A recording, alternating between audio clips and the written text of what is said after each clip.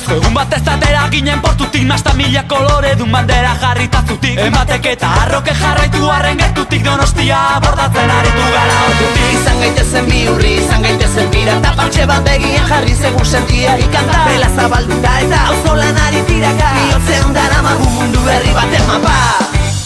Izan gaitezen pirata.